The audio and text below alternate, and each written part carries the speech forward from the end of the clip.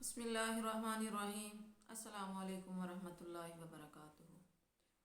ہمارا جو آج کا موضوع ہے، جو آج کا ٹاپک ہے، وہ ہے ایک ایسا نسخہ جو سبھی چاہتے ہیں کہ ان کے گھر میں کوئی پریشانی نہ ہو، ان کے رزق میں برکت ہو۔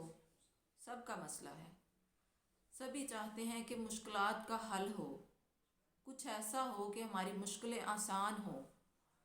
کوئی ایسا وظیفہ ہونا چاہیے، کوئی ایسا نسخہ ہونا چاہیے، پریشانیوں سے نجات ملے۔ تو ہم قرآن پاک میں دیکھتے ہیں کہ کوئی ایسا وظیفہ، کوئی ایسا نسخہ جو اللہ پاک نے بتایا ہو مسلمانوں کے لیے، انسانوں کے لیے، جس سے پتہ چلے کہ ہمارے لیے کیا مفید ہے، کون سا وہ نسخہ ہے جس سے ہمیں پریشانیوں سے نجات ملے گی، رزق میں برکت ہوگی اور بیماریوں سے بھی شفا ملے گی۔ اللہ پاک نے بار بار قرآن پاک میں ارشاد فرمایا ہے کہ اللہ تعالیٰ سے استغفار کرو، اللہ تعالیٰ سے معافی مانگو، اپنے گناہوں کی بخشش مانگو۔ اتنی بار ذکر ہے قرآن پاک میں بخشش کا، معافی کا، استغفار کا۔ استغفار کا مطلب یہ نہیں ہے کہ آپ استغفار پڑھتے رہیں۔ مختصر جو رسول اللہ صلی اللہ علیہ وسلم نے ہمیں بتایا ہے وہ ہے استغفر اللہ پڑھنا۔ مختصر صورت میں اللہ سے جو استغفار ہے وہ ہے استغفر اللہ پڑھنا۔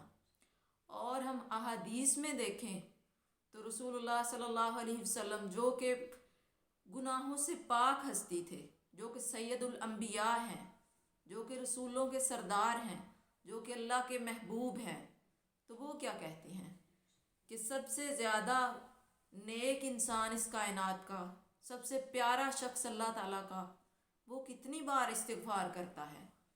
اللہ کے رسول فرماتے ہیں میں صبح شام 100 بار استغفار کرتا ہوں۔ تم بھی استغفار کو لازم پکڑو۔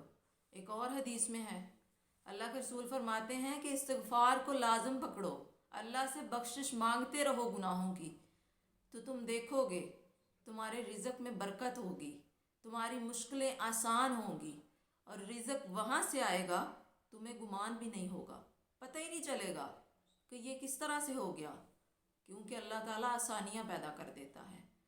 اللہ نے بار بار وظیفہ چاہتے سبھی ہیں کہ ان کے پاس کوئی حل ہو، لیکن ہم ان چیزوں پہ دھیان نہیں دیتے۔ ان وظیفوں پہ جو اللہ تعالیٰ نے بتائے ہیں، جو اللہ کے رسول نے ہمیں بتائے ہیں، ان جو دعائیں ہیں ان پہ دھیان نہیں دیتے ہم۔ ان کو باقی لوگوں سے دعا کروانا، وہ سمجھتے ہیں کہ کوئی اور ہمارے لیے دعا کر دے، کچھ ایسا ہو جائے، کوئی جادو کی چھڑی ہو جائے۔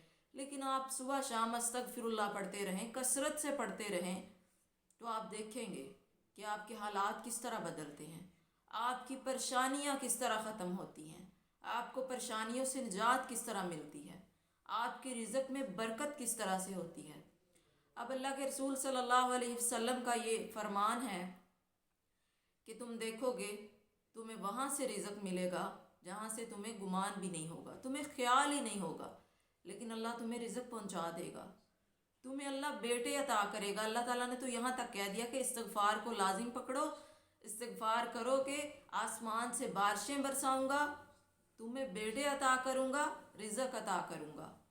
تو کثرت سے استغفار کرنا، اس میں بے شمار پریشانیوں کا حل ہے، بے شمار تکلیفوں کا حل ہے۔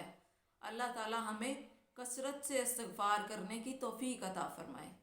استغفر اللہ ایک چھوٹا سا تو کلمہ ہے، استغفر اللہ، استغفر اللہ، میں اللہ سے بخشش مانگتا ہوں۔